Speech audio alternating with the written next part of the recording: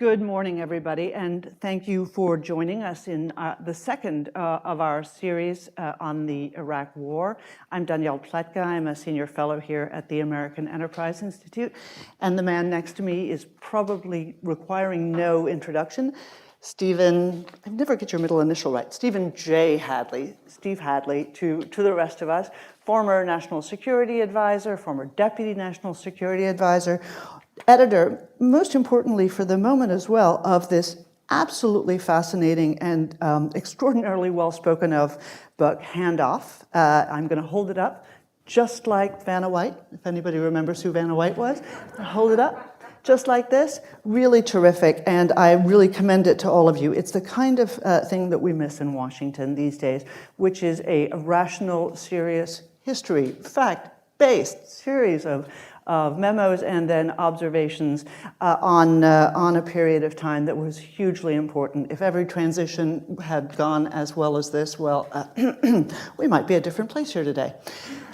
But what we're here to talk about, and I'm going to reiterate what I said at our first event, forgive me for those of you who are joining us for a second time.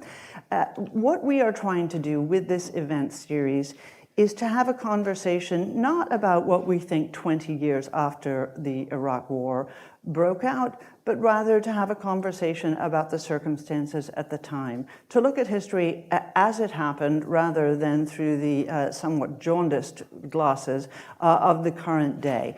See what the factors were, what the decisions were, what people were thinking at the time.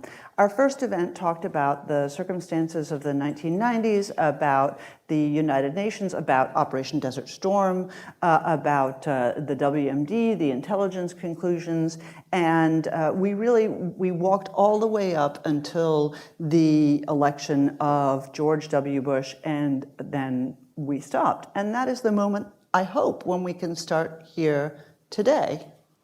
So just a conversation, and then afterwards we will be followed by a panel to discuss similar issues. Gary Schmitt, my colleague, will be chairing that, and we'll introduce our subsequent guests.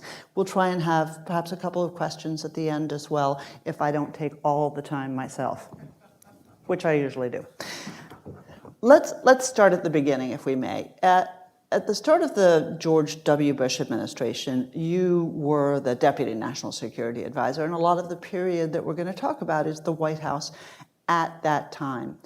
When I think of the Bush administration coming in, other than the trauma of the election and the recount and the hanging chads, I can't believe I dredged that out of my memory, actually.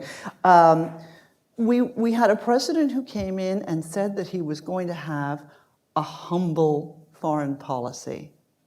All of us who had worked on Iraq, on Capitol Hill, who were super enthused about that, had an administration come in, and I don't believe that the attitude of the Bush administration was, this is our #1 foreign policy priority back in January of 2001. What was the attitude about what to do about Iraq in those days?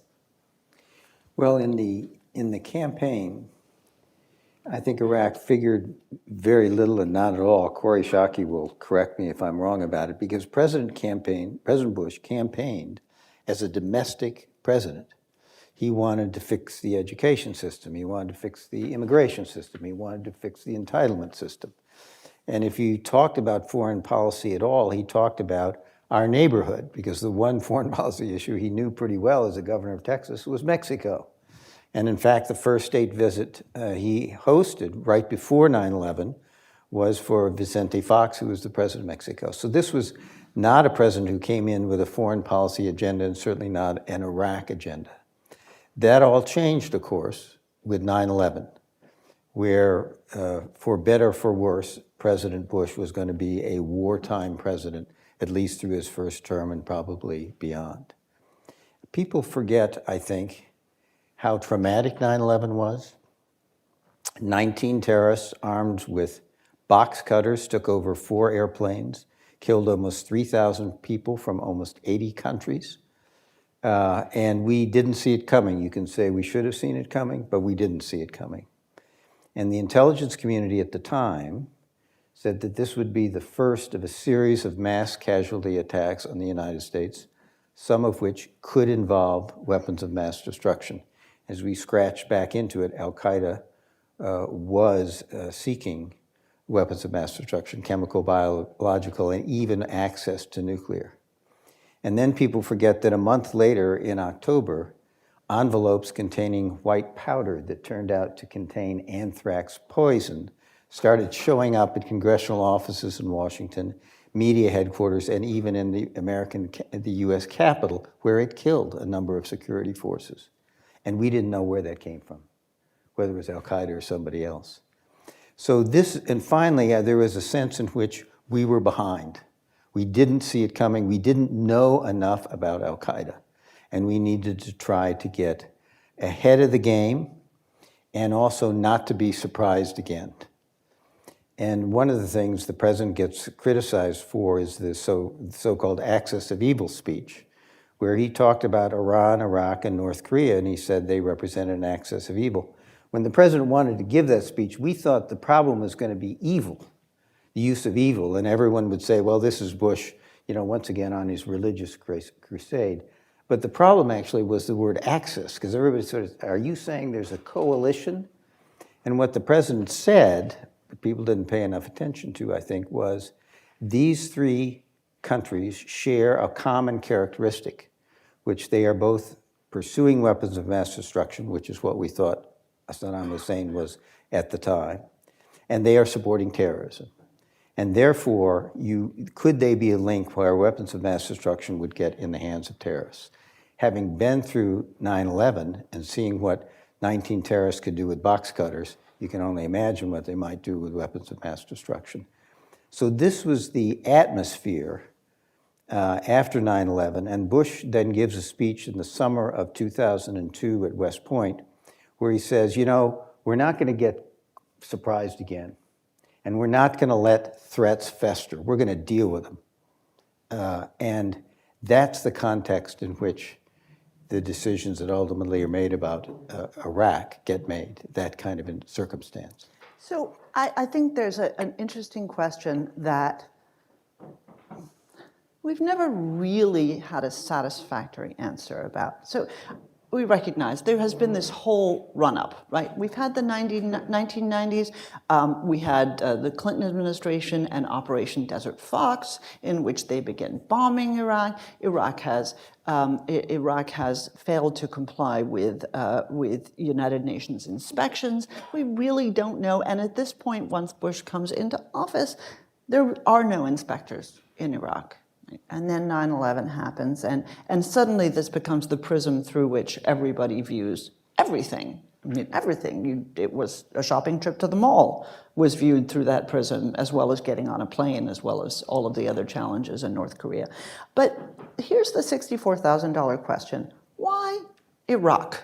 Okay, I can pick other countries that actually represented a very serious threat. And in fact, there were fights that went on among various factions of national security experts. Why not Iran? Why Iraq? Well, we did deal with Iran. We did deal with a whole lot of other challenges. One of the problems is Americans think that all the Bush administration did was Iraq, Afghanistan, and the war on terror. And one of the reasons we did this book is if you just look through the table of contents, it's pretty clear that we're working all of these issues all of the time, at the same time. And it's not just the Bush administration. That's what any administration does. The American people need to understand this notion that any administration can only do one or two things and they're out of bandwidth. That's just not true. This country, because of its position in the world, is dealing with a whole host of foreign policy issues all at the same time, some of which Americans are aware of and some Americans pay no attention to, and they don't need to, but their government is doing them. Why Iraq? My good friend Richard Haas has this wonderful formulation that there are wars of necessity and wars of choice. My life experience is that if any time an academic or someone else says to you it's either one thing or another, it's always some of both. I think in this case, Iraq was really a war not of necessity, not of choice. It was war, what I would say was last resort. Think about how long we'd been dealing with the problem of Iraq, ever since the Gulf War, which your earlier panel talked about. There were 16 UN Security Council resolutions that called on Saddam Hussein to stop pursuing weapons of mass destruction or disclose that he had, stop supporting terror, stop invading his neighbors, which he had done with both Iran and Kuwait, and stop terrorizing his people. In order to try to achieve compliance with that, we had dumb sanctions, smart sanctions, smarter sanctions. We had inspection regimes for nuclear. We had inspection regimes for non-nuclear.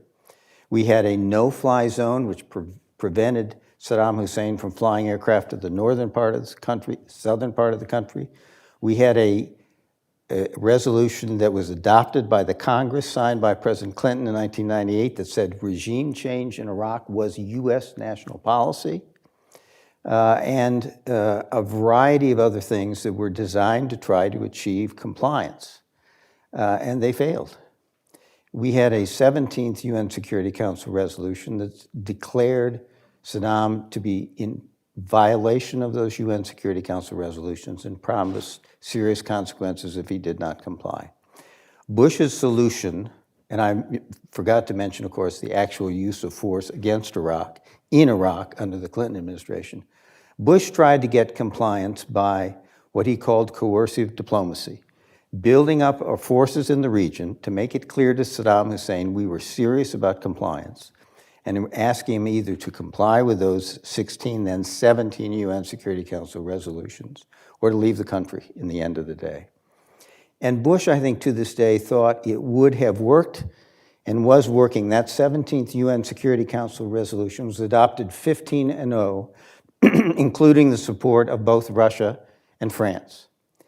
But in February of 2003, 1 month before Bush has to make a decision whether to go into Iraq or not, President Chirac of France, President Putin of Russia, and Chancellor Schroeder of Germany basically say they're out of coercive diplomacy and they're not going to support the use of force against Iraq under any circumstances. And so much, at that point, coercive diplomacy is largely over. And the president is faced with this choice. On the one hand, the president could say to Saddam Hussein, okay, you win. You've got to get out of jail free card. I'm not going to go into Iraq unless I get an 18th UN Security Council resolution, knowing that Putin and Chirac would block it. That's what Saddam Hussein thought. That was his get out of jail free card. Bush could have said, okay, you're right. Those 17 UN Security Council resolutions didn't mean a thing. 12 years of trying to get compliance, we're going to forget that. And US credibility, so what? And the question then is counterfactually, what would have happened? We don't know. Charlie Delfer is here. One of the things he found in the Iraq survey group was while there were not stocks of weapons of mass destruction, we thought there were there. Nonetheless, Saddam had the capability and intention, and Charlie can correct me if I've got that wrong, capability and intention to get back into developing WMD once sanctions were lifted. And if Bush had basically said, okay, Saddam, you're out, sanctions would have been lifted, Saddam, I think, would have been back into his old games of supporting terror, terrorizing people, and invading his neighbors, including potentially a rerun of the Kuwait invasion. And this time he wouldn't stop in Kuwait, he would go into Saudi Arabia. And finally, in terms of weapons of mass destruction, I think it's pretty clear he would have gotten into the nuclear business, and so you would have had an arms race between Iran and Iraq as to who could get a nuclear weapon first, and that's not a prescription for stability in the Middle East. So, that's, you try to run the counterfactual, if we just stood down, that's what might have happened. Bush decided that after 12 years of effort, with the credibility of the UN and the United States on the line, and Saddam representing a real national security threat, he wasn't prepared to back down, wasn't prepared to let Saddam have a get-out-of-jail-free card, and we went into Iraq in March of 2003 and removed the regime. So talk a little bit about the decision-making. I think you sort of rightly say that all of these things are much, much more complex than the narrative would ever give credence to. But talk about who was there. If you asked me, based on what I've read alone, as opposed to having lived these years, I would say that there was a small cabal, I'm using that word intentionally, of people, the Vice President, Dick Cheney, who's on our board, full disclosure, and Paul Wolfowitz, who used to be one of our colleagues here at the American Enterprise Institute, and a small group of others who were agitating for this, who made the case aggressively and finally brought the president around. What actually happened? Well, I'm not sure they were certainly agitating for it, but I'm not sure they brought the president around. I think the president came around with the kind of thinking that I just described. Remember, there had been an effort by that cabal, if you will, to say right after 9/11 that if it was a global war on terror, we shouldn't just go after the Taliban in Afghanistan so we could get at al-Qaeda, which they were protecting, but we should also go after terror someplace else. How about Iraq? And President Bush rejected that advice, and partly because Colin Powell argued at the time, if you have 9/11 and you go into Afghanistan, the American people will understand that, because that's the locus of where the planning for 9/11 occurred. But if you go into Iraq, Americans are going to scratch their heads and say, what's that about? Contrary to popular belief, we did not believe Saddam Hussein was behind 9/11. You couldn't tie it in that direction. So how would you explain going into Iraq? So that agitation was rejected by the president, but I think the president came to where I described. A lot of administrations, when you come in, you've won an election, the adrenaline is up, and you think, well, by golly, what the guys did before was a mistake. We're writing on a blank sheet of paper. We knew we weren't writing on a blank sheet of paper so far as Iraq is concerned. And I think one of the things that's not appreciated enough, if I think about it, is because you're not writing on a blank sheet of paper, and when you have a long-standing crisis like Iraq, I don't think people appreciate how much prior decisions have actually narrowed your options. So in the end of the day, Bush was faced with exactly the choice I described. Either say that whole 12 years of effort by the entire international community was a mistake, or to use that force he accumulated and remove the regime from power. That's where it ended up, because we've been working at this problem for 12 years. Our former president would call that path dependency.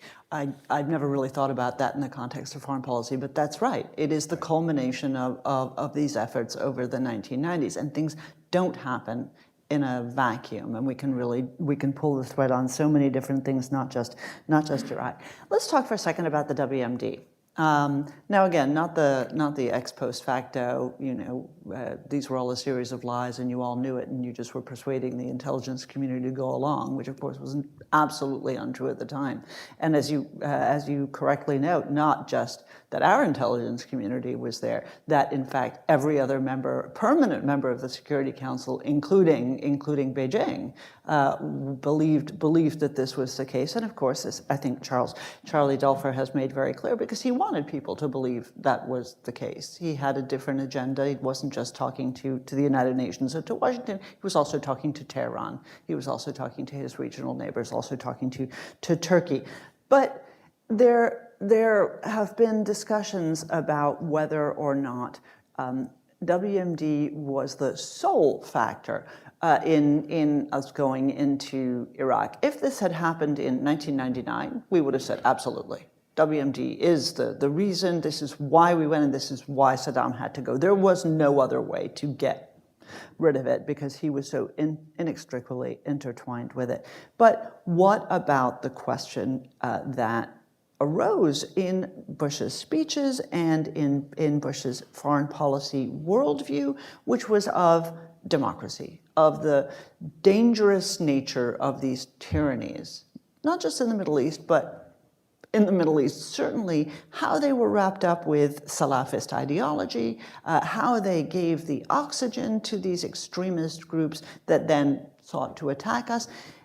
When you talked about this, when you contemplated the decisions that were ahead of you after the invasion of Afghanistan, was that a factor as well? So the reason we went into Afghanistan was for the national security threats that I described. People forget how brutal Saddam Hussein was in terms of his own people, in terms of a 10-year war against Iran, invasion of Kuwait, using chemical weapons against his own Kurdish population, brutally putting down a Shia uprising after the first Gulf War. This was a brutal, brutal dictator that had, really destroyed a lot of his society. So, and he was a threat that was not just in Iraq, was not contained in Iraq, but WMD, terror, invading neighbors. It could spill over, threaten the region, threaten our friends and allies, and threaten the United States. So this was an effort to remove a national security threat. That's how we saw it. Once the threat was removed, the question was, what then? Do you just replace one dictator with another? After Saddam fell, what we heard from the Iraqi people was, we want to build a free democratic society in which we can all participate rather than being under the thumb of a dictator. And we thought, being Americans, standing for freedom, democracy, rule of law, human rights, we had to respond to that. We also thought that the only way you were going to keep a country like Iraq, which was riven by divisions of ethnic groups, religion, and all the rest, the only way you were going to keep it together was in a democratic framework where Sunni, Shia, and Kurds would all participate in developing a common future for the country. So democracy, our ideals, were in fact the most realistic way to keep this country together and hopefully make it into a country that could deliver for its people, that would not invade its neighbors, that would keep down terror, and would participate with us in defending the international order. That was the vision we had. It was a vision that the Iraqis initially had for themselves, and was very much consistent with both our values and our interests. Bush came to believe that one of the reasons why there was terrorism in the Middle East was that, in fact, the Middle East has skipped over by the movements for political democracy and market economics that had seen the transformation of Europe and transformation of a number of countries in Latin America. The Middle East had missed out on that, and it had authoritarian regimes, which we largely supported on the theory that, well, we'll hold our nose, we'll support these authoritarian regimes because they'll give us stability in the Middle East. And of course, we didn't get stability in the Middle East. We got terror out of the Middle East that reached all the way to the United States on 9/11. So Bush did believe that it was in our interest, in our national security interest, but also consistent with our ideals, to promote a transformation of the Middle East that would bring political democracy and free markets to the Middle East, and that the vehicle for doing that would be Iraq on the one hand, and a Palestinian state, which we spent a lot of effort trying to help create, on the other. And these would be the fulcrums and the examples for a Middle East that would try to transform itself through the efforts of its own people, and have a Middle East that was more secure, more stable, more democratic, and more prosperous for its people. But the impetus for Iraq was national security considerations. That's why we went into Iraq. And then the question was, what do you do then? And that's where this all came to fruition.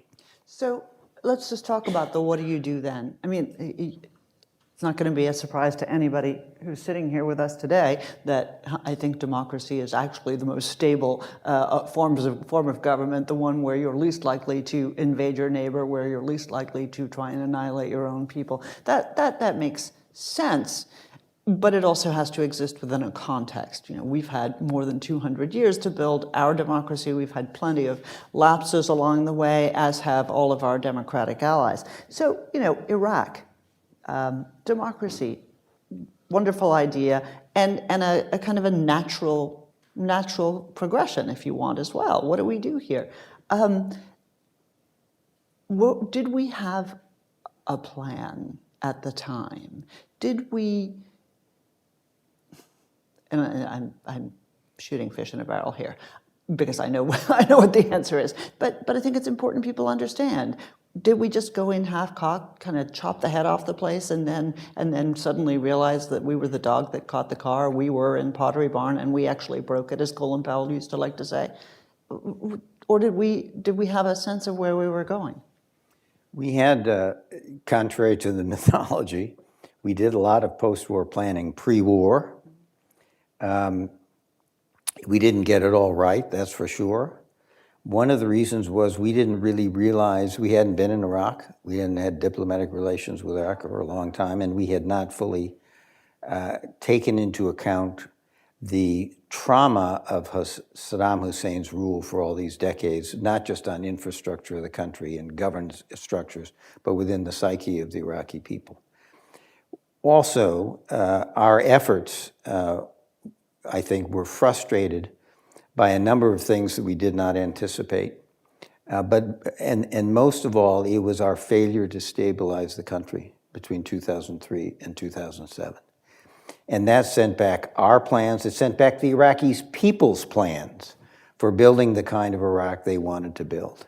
And it wasn't until the surge decision in January 2007 and its implementation over 2007, 2008 that we actually broke the sectarian violence, broke the control and the acceleration of that violence from al-Qaeda, defeated al-Qaeda in Iraq, and brought the level of violence down to the point where it was not a strategic threat to the regime in Baghdad and where politics could resume. We paid a huge price.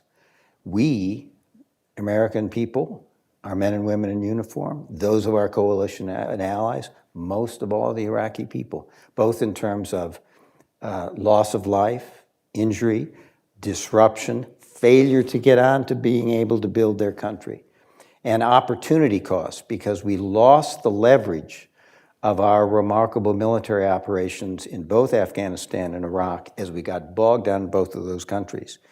And on the opportunity cost, let me just say a word about that.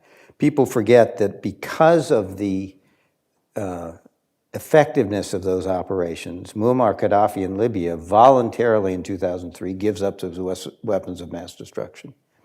The Iranians, we learned subsequently, suspended most of their Iranian covert weapons development and enrichment program. Why? Because they thought the United States was going to invade them. They were going to be next.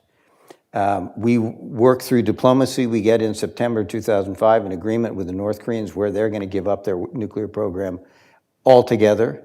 Working with 3 European countries, we get a similar agreement with Iran in 2003 and 2004. And because, I would say in part, because of our loss of credibility and leverage, because of our failure to stabilize Iraq, both of those countries walk out of those agreements, and we were never able to get them back into them. So we paid an enormous price for that.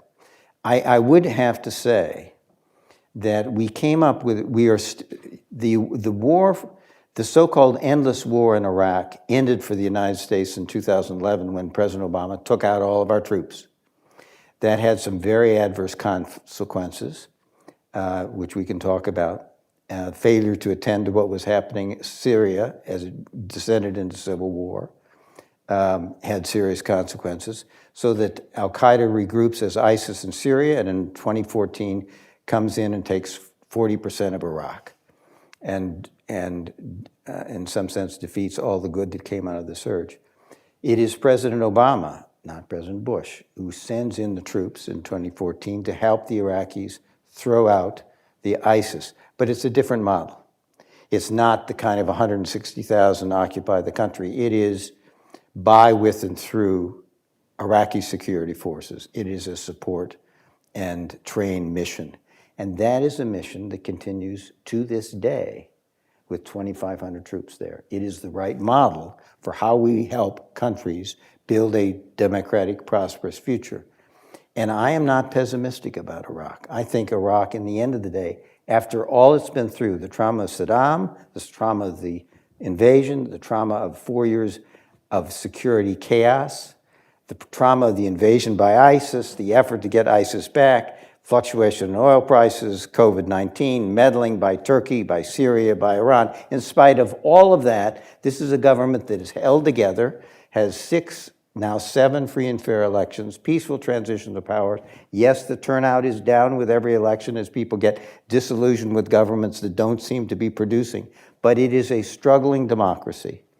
and there are signs of hope. You were just there, and you can tell the folks a little bit about that. I think it is still possible that the Iraqi people will achieve what was their vision and what was our vision, which is a democratic Iraq where Sunni, Shia, and Kurds and other minority groups are working together for a common future. And that will be a good example for the Middle East. That would be a beautiful moment on which to end and open up questions, but I have one more question because I'm not a good moderator, apparently. So I'm going to add. I'm running on a little bit, I apologize. You are not running on at all. This is hugely important, and it's not something that you can exactly be one and done with in 30 minutes. But I want to ask you about the time. When I think about the post-war, one of the things that I think about as an outsider who was engaged with everybody is that there was an enormous amount of internecine fighting inside the US government, with the Pentagon trying to shiv the State Department trying to shiv the Pentagon, the White House trying to figure out how to stop each one of them from shivving each other, and Iraq in some ways being a casualty of that internal conflict. We then end up with, I'm going to use an expression, probably an incorrect one, but something that looked like an American Raj in Iraq. We have an American governor, and then a military governor, and then a civilian governor of the coalition provisional authority. Why? How does this happen? And why did we not move to the dream that you described of the Iraqi people to have a democracy? So, there's always disagreement within administrations. You're stuck between the dilemma. If there isn't disagreement in the administration, everybody in the press and else basically writes that it's groupthink and it's dangerous. And if you do have disagreement and vigorous debate within the administration, everybody says it's chaos and disunity and all the rest. Sure, there was vigorous debate. In the end of the day, throughout both administrations, first and second term, we tried to run a process where everybody had their shot at expressing their views to the president, and we had a president who liked to make decisions and made them. And we then had a system where those were enforced down the line. So I hear all of that. I don't believe it impacted the performance. There were a lot of other things that did impact performance. The president decided to send Jerry Bremer over and to establish the Coalition Provisional Authority because the security situation in the summer of 2001 was deteriorating. And there were a lot of reasons for that. And he thought we needed to have some sense of fresh start. He sent Jerry Bremer over there to get control of the security situation and then start implementing the transition. What we found was that this transition to Iraqi control and a democratic future was going to take some time. We established a thing called the Iraqi Governing Council. I've forgotten to have a dozen or more folks. Some people who'd been outside of the country, some people who'd been in the country. But it wasn't there. Its early moments were not very reassuring. At one point, Jerry Bremer said, all right, now who's going to be the head of the Governing Council and run the government? And the members of the Governing Council said, well, we've talked about it, and we've decided each one of us is going to do it for 1 month at a time. This is not a formula for a stable and effective government. So what we found was to help the Iraqis organize themselves to have a government that would be able to provide the kind of leadership was required was going to take a while. And we came up with a thing called the Transition Administration Law, or TAL, which went through a process of developing a constitution, ratifying a constitution, having elections, and then having a legitimate government. And we really didn't get that legitimate government until Maliki takes power in the spring of 2006. It's a long process. And I would say one other thing. Yes, we could start the process of helping Iraq achieve this kind of outcome. I think we didn't appreciate perhaps as much as we should have how long it was going to take, and that whether it succeeded or not was really going to be in the hands of subsequent administrations. I remember at one point, one of my mistakes, the president said, I need to give a speech and tell the American people that we're going to be in Iraq for a long, long time, like we have been in Japan ever since the Second World War, like we've been in Europe ever since the Second World War, like we've been in South Korea ever since the Korean War, Italy, to Japan, help these Spain. countries establish the kinds of regimes that they want, we want, takes a long time. I said to him, Mr. President, don't do that. The American people aren't ready for it. Well, I was wrong and he was right. It takes a long time. And he felt that in the Middle East and the possibility that the example of Iraq could provide for the Middle East, and still might, it was worth the effort. Well, having just been in Iraq, I think it was worth the effort. People have forgotten, I always remind people, it wasn't just Saddam Hussein, who was wantonly murdering hundreds of thousands of his own people, attacking two neighbors, killing, in the end, more than 1 million people, more than 1 million casualties. It wasn't those things. It was, cutting out the tongues of your opponents. People forget what it was like. It wasn't all sweetness and light under Saddam Hussein. And Iraq is a different country, an imperfect democracy, but as you say, one. I have eaten up a vast amount of time, very rude to our next panel. So what I want to do is take 2 questions. Can you indulge us with just another? As many as you want. 2 questions, and then we'll just go to an intermission. Just raise your hand, and someone with a microphone will come over. As always, please identify yourself and put your brilliant and very brief statement in the form of a question. This young man over here. I actually can't see anybody with my glasses on. Thanks, Andy. Thanks, Mr. Hadley. Sheikh Yatir from Jinsa. Saddam Hussein had chemical weapons in 1990s, and we couldn't find any in 2000s. Can you explain what happened to those stockpiles? Yeah, a lot of people say it was an intelligence failure. I say to people, and others may disagree, it was more of a failure of imagination. Nobody that I know of came to the president or the vice president or anybody else and said, what if Saddam Hussein in 1990, 1991 had actually gotten rid of those weapons of mass destruction that we know he had? He was actually further along on his WMD programs in 90 and 91 than we had expected. What if he's actually gotten rid of those things, but doesn't want the world to know, because he just fought a 10-year war with Iran, and he doesn't want his enemy Iran to know that he doesn't have these weapons of mass destruction. My understanding from the debriefs of Saddam Hussein after he was captured is that that's exactly what was the case. That, I think, is in some sense a failure of imagination, and the challenge from intelligence is how do you get those kind of out-of-the-box ideas into the system and up to the President of the United States? I think that's what happened. But I will say, in your defense, and we talked about this in the last session, it's not your job to figure out that somebody doesn't have a weapon when they tell you that they do.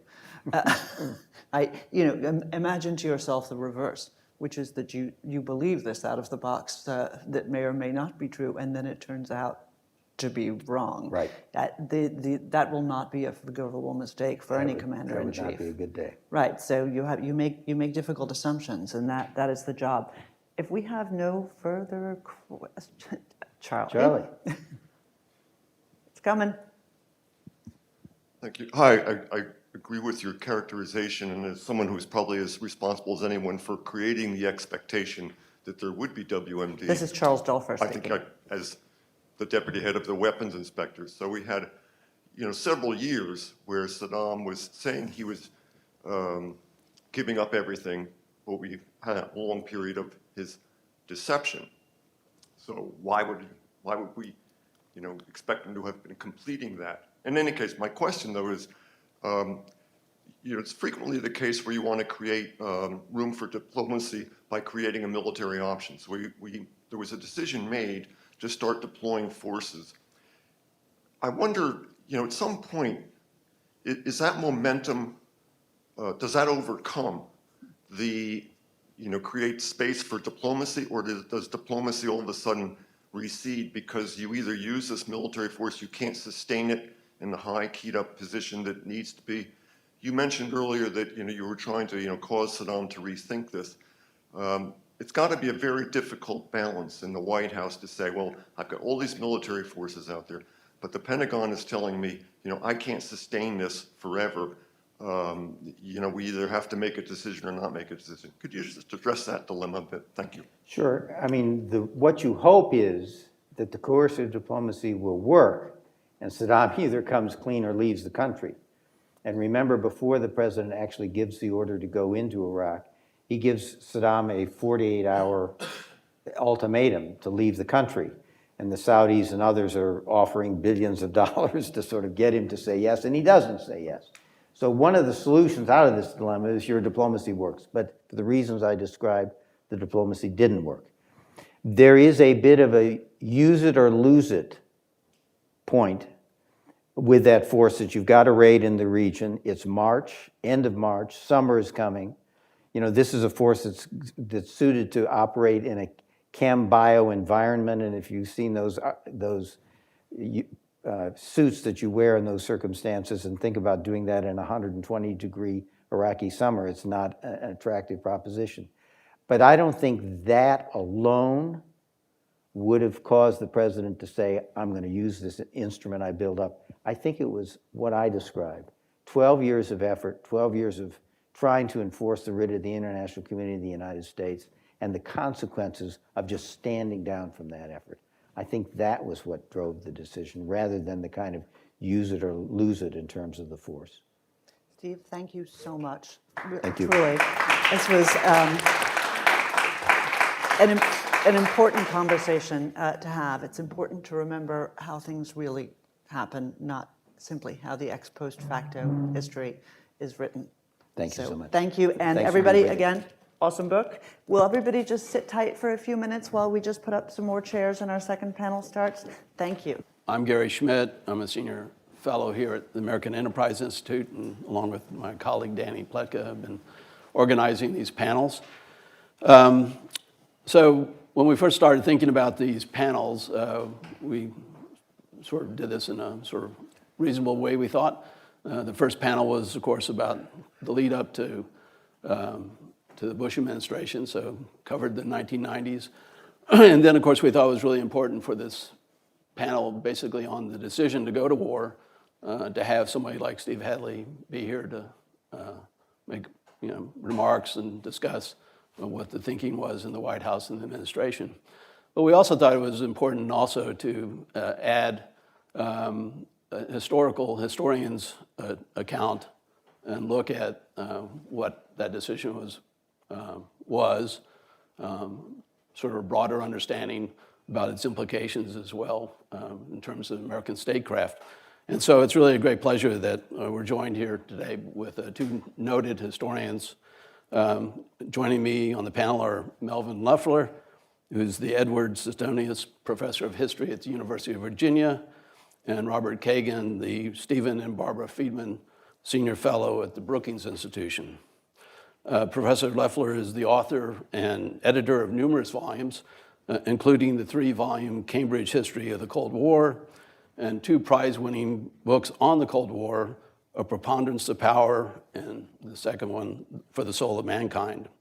And of course, most relevant for today's discussion, he's the author of the recently published Confronting Saddam Hussein, George Bush, and the Invasion of Iraq. Bob Kagan is the author of numerous books as well, including the 2-volume account of American statecraft, Dangerous Nation, America's Place in the World from its earliest days to the dawn of the 20th century, and just published The Ghost at the Feast, America and the Collapse of the World Order, 1900 to 1941. He is also the author of 2 best-selling books, The World America Made and Of Paradise and Power. Thank you guys for joining us. Well, Steve put a lot on the table, but before we sort of start diving into the particulars, one thing I thought we'd begin with, which I think is unique to your book on the Iraq War, Mel, is, most of the discussions and commentary over the last few years, and certainly the last couple of months, have focused on, naturally enough, the U.S., the Bush administration, President Bush, the intelligence community, and the like. But you begin your book by a relatively detailed biography of Saddam Hussein.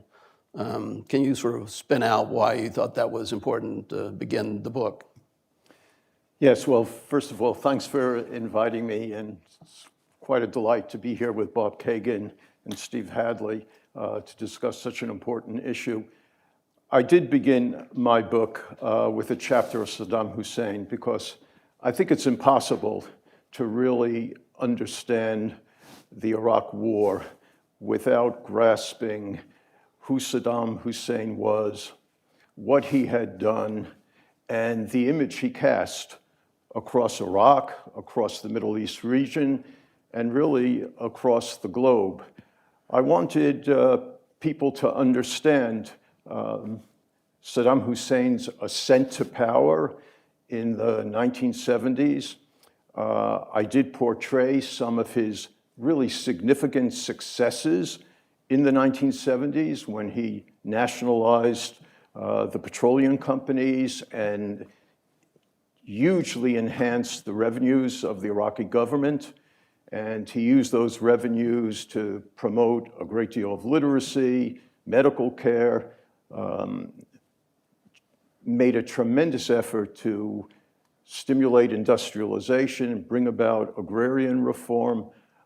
There were really noteworthy, significant achievements inside Iraq that he was responsible for accomplishing in the 1970s. But at the same time, I emphasize the brutality and cruelty of the regime. I emphasize the degree to which he immediately, starting in the middle 1970s, used the enormously increasing revenues of the Iraqi government to build up both conventional military capabilities and also to develop weapons of mass destruction, chemical and biological weapons. He initiated a very significant nuclear program, and he was truly infatuated with the prospect of utilizing weapons of mass destruction to cast his image across the Middle East region. Saddam Hussein, I demonstrate in that chapter, wanted to promote his absolute dominance over Iraq, and he wanted to exert Iraqi dominance over the entire Middle East region. I tried to show that his decisions were opportunistic, erratic, and extremely dysfunctional in terms of Iraqi self-interest. He initiated the war with Iran, which cost perhaps 500,000 Iraqi deaths in the 1980s. 2 years after the end of the war with Iran, he engaged in aggression against Kuwait, probably leading to another 100,000, maybe 150,000 Iraqi deaths. These two wars totally undermined all the successes he had achieved in the 1970s. And I also demonstrate that in the late 1990s, although he probably did destroy almost all of his weapons of mass destruction by 1998, he systematically concealed what he had done, and inspectors and policymakers everywhere had reason to suspect his future intentions. And what is often not known, that I also demonstrate in that first chapter of the book, was that between 1997 and 2001, he was making a systematic attempt and a successful attempt to undermine the sanctions regime. His government was generating during these years very significantly increased revenues, and as the Delphi report demonstrated, he was already using those revenues to resume his buildup of conventional capabilities, and he was saying to some of his scientists and military leaders that he would also restart his weapons of mass destruction programs once the sanction regime was totally eliminated. So all of this, I suggest in that first chapter, does not demonstrate that the United States had reason to invade Iraq. But it does unequivocally demonstrate why policymakers had legitimate reason to fear the regime of Saddam Hussein. And it also illustrates why most Americans in 2001 totally distrusted the Saddam Hussein's regime. And after 9/11, there was a significant majority, probably close to 70% of Americans, right after 9/11 in October, November 2001, who already supported using combat troops to transform the regime in Iraq. Once again, I do not argue in my book that that justified the invasion, but it certainly established the context for understanding the fears and apprehensions of policymakers. Bob, was the invasion justified? Well, I mean, it was certainly justified at the time. We're obviously dealing with the aftermath and everything that happened afterwards and the miscalculations made in terms of how the war was conducted, which Steve's already gone into with Danny. You know, to me, the real question, I know I'm probably stepping on the previous panel a little bit, but to me, the real question is why has America responded to the war the way they have? And why, I don't think explaining how the United States wound up invading Iraq is difficult to do. It may have been a mistake, it may have been a miscalculation, etc. But as Mel lays out, the causes of it are not hard to explain. And I would say, you know, sometimes it was almost overdetermined. We need to remember that, how Mel's got through it. We'd been at war with Saddam once already. We were really at war with him twice, if you include Clinton's bombing. And the notion that everything after that was going to be just fine. I think that one of the problems is that the justification ultimately for invading Iraq had nothing to do with 9/11. I believe if there had never been 9/11, we still might have wound up at war with Iraq. I think if Al Gore had been president, he might have wound up at war with Iraq, and we can discuss that because of all the points that Mel is making and the fact that Saddam was not finished doing all the things that had led to multiple military actions on the part of the United States. So the question is not, again, it may have been a mistake, it led to all kinds of catastrophes, but the question as to why is not really that hard to answer. The question that's hard to answer in my mind is why we have spent 20 years, you know, treating this like it's the worst disaster that ever befell the United States, which it most assuredly is not by any measure. And when I try to look for an answer to this, I think it has something to do with the fact that we were going through a series of paradigm shifts about what, having to do with the nature of what is America's proper role in the world. And I really think at the end of the day, the debate about Iraq is a debate about what America should be doing in the world, even if people don't want to treat it that way.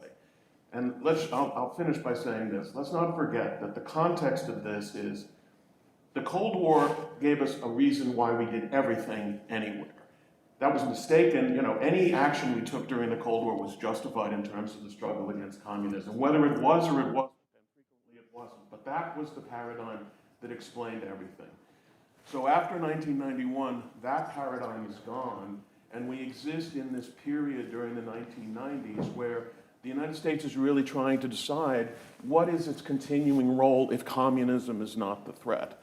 And we had, it's worth recalling, a very high period of interventionism in that immediate post-Cold War period, beginning with George H.W. Bush, who not only fought Iraq and Kuwait, but also sent troops to Somalia. Clinton administration then sent troops to Haiti, sent troops to, you know,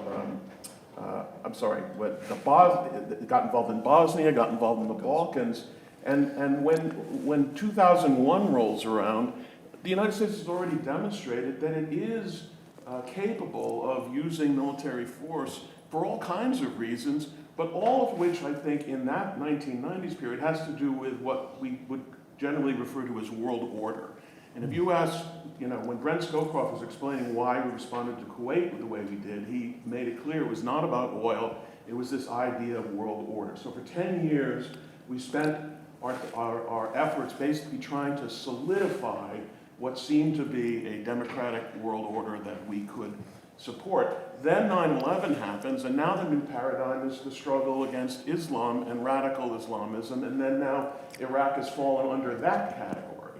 And so I really do think that when things go bad, people go back and say, so why did we do this? And there's a paradigm problem, because I don't think Americans really understand how we had gotten into the position in the first place that it was our job to do something about what was going on in the Middle East. That there's an underlying assumption then that it was our responsibility to keep order in the Middle East, which we later decided that maybe that wasn't our responsibility. And I feel like that's kind of the debate we're still having today.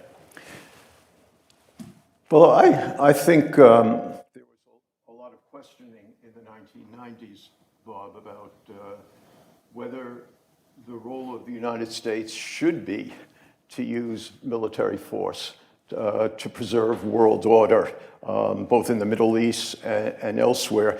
You remember Condi Rice in her famous 2000 Foreign Affairs article said that foreign policy is not social work. Right. And it is not the task of the United States to be doing these things. So that even quite a few people who joined the George W. Bush administration in 2000 are pretty ambiguous about what the role of the United States should be. And to grapple with your initial statement about you don't think that 9/11 was determinative, I would disagree with that. No, it was determinative, but it was not the original reason why Iraq appeared on the American radar screen. No, it's not why it appeared, but a key issue of foreign policy, right, is always what sorts of tactics are appropriate to use to achieve certain goals. And so when the George W. Bush administration came in, as I actually show in my book, during the first 9 months prior to 9/11, policymakers did grapple with the issue of Iraq. It was definitely on their radar screen, but they really could not agree amongst themselves what should be done, partly because, as Steve Hadley was saying, Iraq was not an overriding priority. There were other things on the radar screen that consumed far more attention, and for the most part, policymakers did not think that the use of force, especially American combat troops, was commensurate with the threat that Iraq posed prior to 9/11. So in that sense, I would suggest that 9/11 really does transform, legitimately transform, in my opinion, threat perception. And the increased threat then tempts policymakers to consider the use of force and to embark on what the policymakers themselves called coercive diplomacy. But the key issue, I think, is what sorts of tactics are appropriate to use to preserve world order? And I think that's an extraordinarily difficult question, and it involves really serious, systematic assessments of what constitutes a vital interest, to what extent are vital interests infused with your concept of world order. And I don't think it's easy to really address that question. The United States has a tremendous interest in world order, but when is it appropriate to use military force to achieve that objective?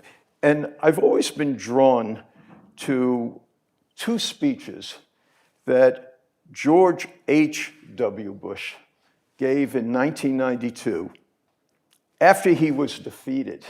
And he gives two speeches between his electoral defeat and the transition to the Clinton administration.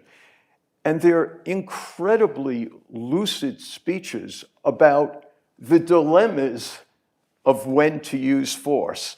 And basically, he says, it depends on good judgment. There are times to use it, and there are not times to use it. And generating, he says this, generating generic rules will not really answer the situation. Right, but Mel, so therefore, I mean, yes, you have to make a judgment, but in each case, what are your criteria, And the question as to whether it is America's responsibility to deal with things that go on in the Middle East is a foundational question. Yeah. What's your answer? Well, If the answer, well, Well, if the answer is no, I'll lay it out even more. If the answer is no, then there's no reason to use force at all. Yeah. If the answer is yes, then it's going to come down to whether force seems to be the appropriate thing to use at that particular moment or not. but let's. Do you have a blanket theory that we should never use force to No, impose world order? you know very well. I don't. I know you don't. I don't have that. I don't have that theory. But let's honestly grapple with why so many Americans criticize the use of force in Iraq, and why so many people around the world are still critical. So what lots of folks see is the fact that as a result of the American intervention and the insurgency and the counterinsurgency and the sectarian strife, somewhere between 200,000 and 300,000 Iraqis died. As a result of those circumstances, approximately 8 to 9 million Iraqis were displaced. That's a third of the pre-war population of Iraq. 8 or 9 million Iraqis were displaced. Some estimates say that the ultimate cost of the American venture in Iraq might equal almost $2 trillion. So the difficult question for a lot of people to deal with, and why people are skeptical of the utility of using force in this situation, is whether the results were commensurate with the costs. And I think it's an interesting issue. I totally agree that when people like yourself and Steve and others say, Iraq is a struggling democracy today, a dysfunctional democracy today, the question is, was it worth the costs? Do Iraqis think it was worth the cost? I've actually not seen recent public opinion polls about Iraqi opinion, but a lot of the narrative suggests, and I'm not sure the narrative is correct, but a lot of the narrative suggests that Iraqis are still shattered by the experience of the American invasion, occupation, and the dislocation and turmoil and sectarian strife that followed. So did all of this really help America promote world order? Did it help promote democracy and stability in the Middle East? I think it's a difficult question. Mel, that's not the question I asked, and that's not the question we're grappling with. If we know the outcome of every action that we take in its entirety before we take it, that will make it a lot easier to make decisions. The problem is we don't know what the outcome is going to be. The losses that you describe and the costs that you describe assume, at least in part, that there would be no costs and no wars and no conflicts and no dead Iraqis if we took the other choice. Yeah. And what I'm suggesting is that at the time, we did not know what the various historical futures were, and we could imagine a worse historical future even than the one that you just elucidated, as to what actually happened if we had, if we'd taken another route. Yeah. And so the problem is not, can we weigh the costs and benefits of a war that we've already undertaken? The difficulty is deciding what do we do when we're in the spot that we're in right then. World War I was also an incredible catastrophe for which we're still suffering. Does that mean the United States should not have intervened in World War I?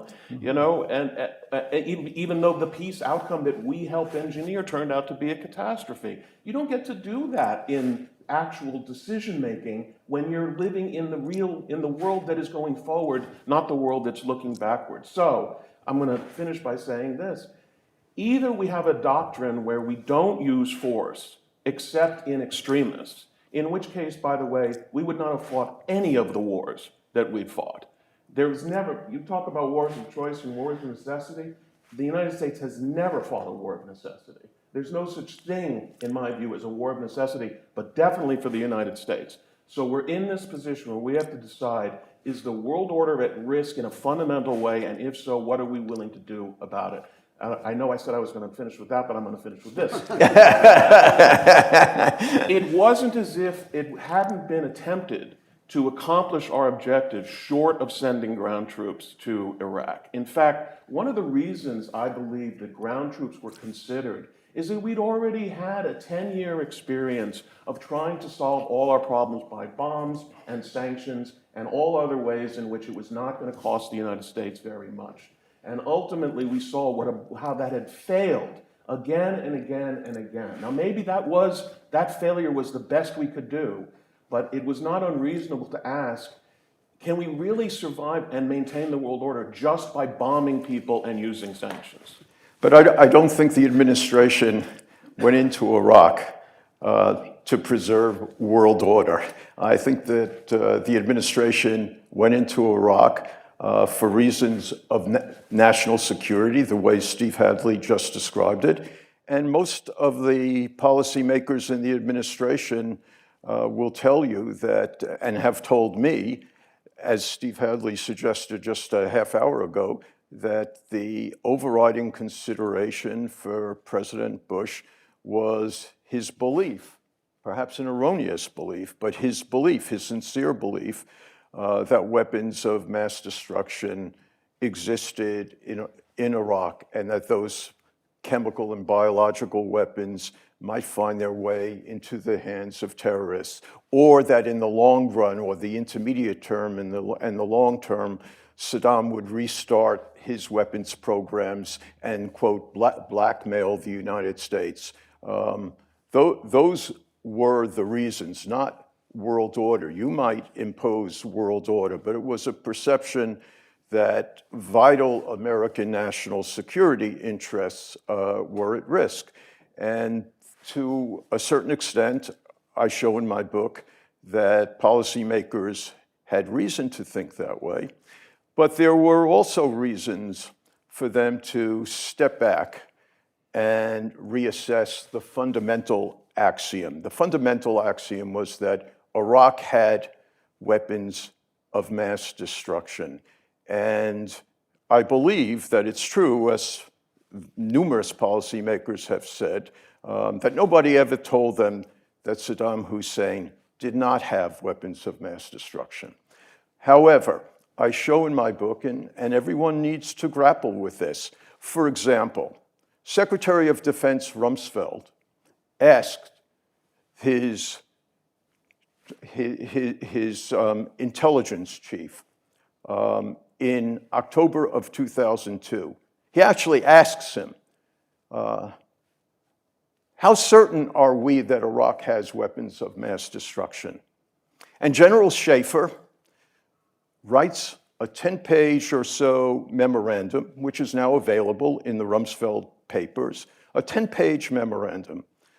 And the gist of it is, we're 30% sure of this, and 40% sure of that, and 25% sure of this. And he ends the 10 pages by saying, in short, Mr. Secretary, we don't know how much we don't know. There was tremendous uncertainty, and Rumsfeld understood this. But what's so interesting about his response to that was he writes a memorandum, he writes a snowflake, and 3 words, quote, "This is big," end quote. And he sends it to General Myers, the chairman of the Joint Chiefs. But it's really interesting that that snowflake is not sent to Vice President Cheney or Secretary of State Powell or to Condi Rice, as so many of his other snowflakes went to all of them. This one just went to General Myers. So there was reason to step back and reassess fundamental assumptions. Now, the policymakers, I think, sincerely were convinced that there were weapons of mass destruction, and there was reason for them to be convinced. Why? Saddam had had weapons of mass destruction. He had used weapons of mass destruction. He had lied about his weapons of mass destruction. He had concealed his weapons of mass destruction. There were ample reasons to believe that Saddam Hussein was a dangerous character who might well have weapons of mass destruction and who was capable of letting terrorists get hold of them, even if not Al-Qaeda terrorists. But I would say one lesson of all of this for policymakers and for analysts as well is to step back and re-examine fundamental assumptions, to re-examine fundamental axioms. There was reason to step back. Now, it's easy for me to say, many of us say to one another, you really need to rethink fundamental assumptions. How many of us really re-examine fundamental assumptions? How often do I? How often do you, Bob? How often does anyone? But one lesson of this is to re-examine fundamental assumptions and to be able to step back. You don't want me to keep going? I've been the most moderate moderator on history. So, look, this is a great conversation, and I have a lot of comments I'd like to make, but I do want to get to one other topic before we have to sort of turn for questions from our audience. So one of the most striking things, of course, is, as you've pointed out, and Steve pointed out, the Bush administration came in, and the president in particular really was determined to be somewhat priority of domestic agenda. Then 9/11 happens. But I think one of the most striking things is, okay, so you move from that agenda to now you're at war, but one doesn't get the sense that they actually changed how they thought about operating as a national security team during time of war. In other words, the decision-making that should go on in a peacetime environment is probably different than one when you're actually engaged in war. And what I'm getting to is, when we talk about the decision to go to war, and we've been talking about that decision principally, but there's also the secondary decision, which is how you wage the war. So I want to get to that issue, which is the Bush administration has a team, but they don't actually seem prepared for war. Well, I think there was actually huge discord that was quite significant. Secretary Rumsfeld was insistent on using a very small force. He was intent on getting out of Iraq as quickly as possible after the invasion and the toppling of the regime. So he assigned many fewer forces that various generals thought were appropriate, and then he engaged in rotation of forces in April and May of 2003 that were dysfunctional in terms of the Americans' ability to preserve order and stability inside Iraq. When you read the after-action reports of the various military units that went into Iraq, as I have, it is really stunning to see the extent to which they acknowledge how ill-prepared they were for the post-war situation. And one of the things that Charlie Delfer points out in his book is that if you were in Iraq in April and May of 2003, as he was, the chaos and instability was palpable. And why did Iraqis become disaffected?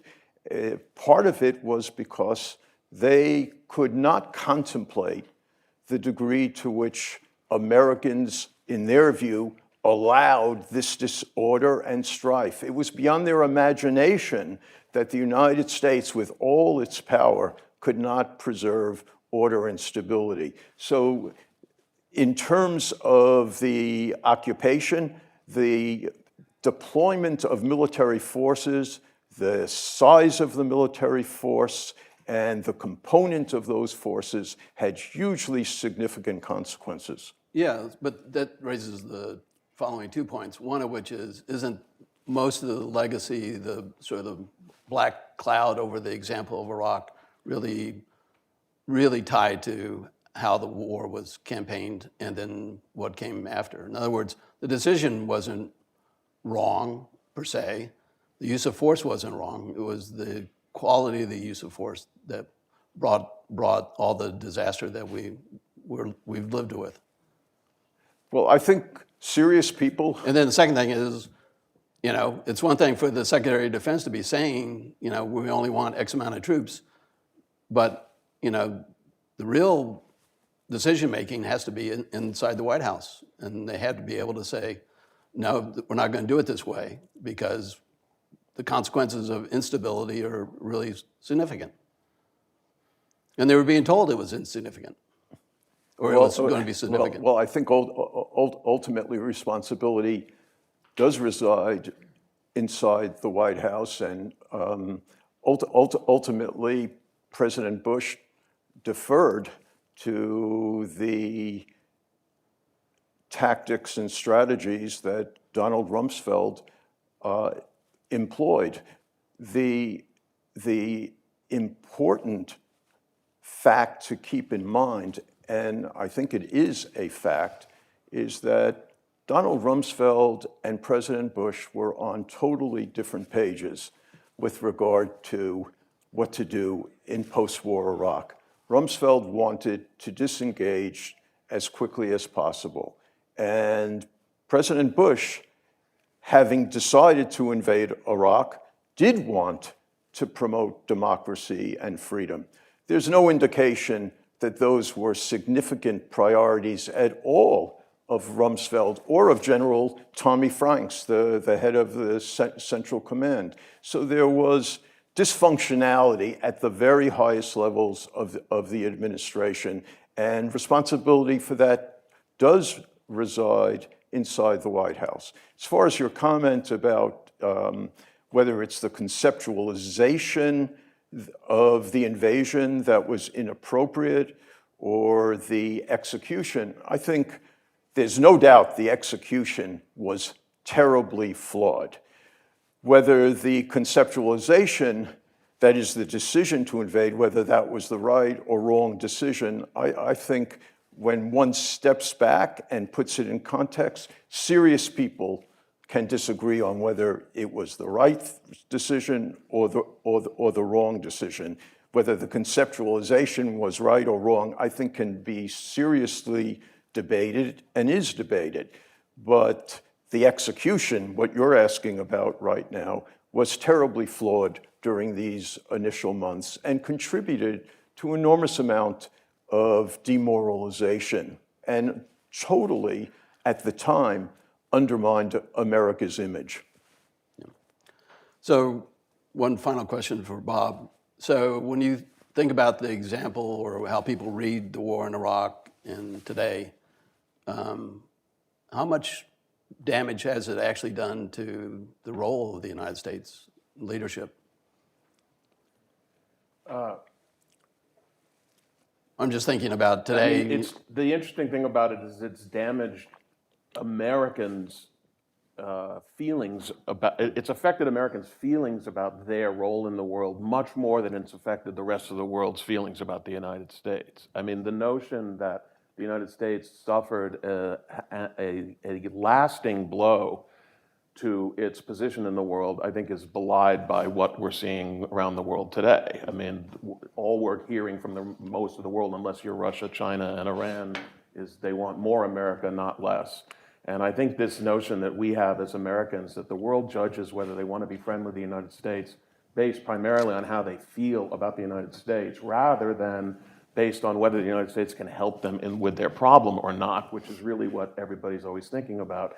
It was wrong of us to assume that because of Iraq, the rest of the world would never want to deal with us. Again, that's obviously not the case, which again gets to my question as to why do we treat this war like it was the biggest catastrophe in living memory, as people constantly say.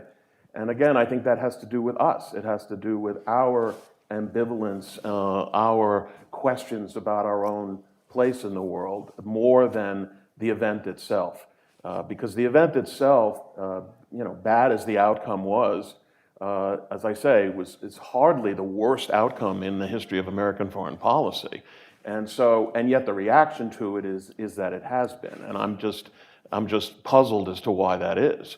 But I think that again, it has something to do, and I'm sorry if I have to return to the world order question again, that there was real confusion about why we were doing what we're doing. And I would say that includes what you just said, Mel, because when you say that we have vital security interests because Saddam will use weapons of mass destruction as blackmail against us. Blackmail against us in what circumstance?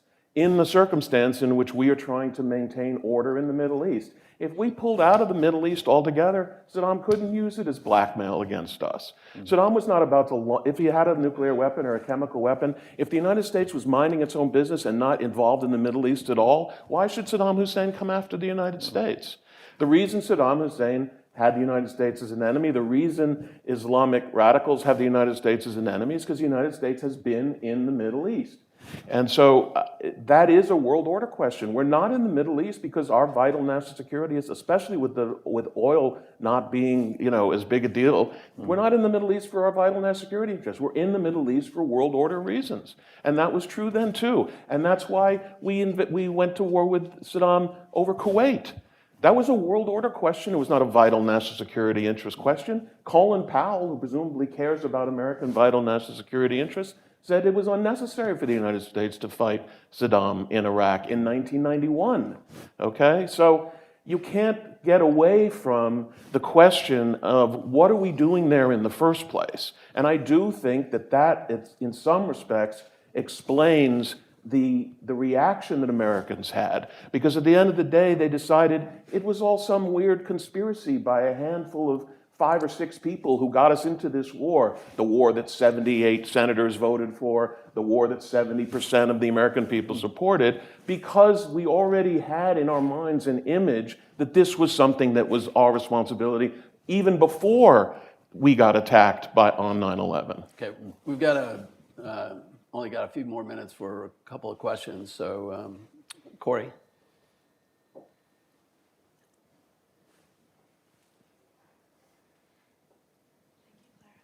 Corey Shockey from AEI.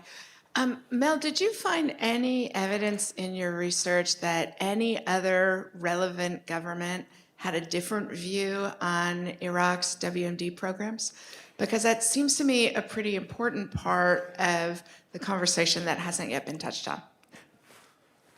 Yeah, I think that's a great question. And my research, which is based mainly on American and British records and what American and British officials and intelligence analysts said about what other intelligence agencies were saying, the reports unequivocally suggest that every intelligence agency believed around the world, according to American summaries, believed that Saddam Hussein had weapons of mass destruction. Now, Jacques Chirac, apparently, there's evidence to suggest that Jacques Chirac did not believe that Saddam still had weapons of mass destruction. However, the information that I've seen suggests that at least Americans said that French intelligence agencies also believed that he had weapons of mass destruction. So this was a widespread perception.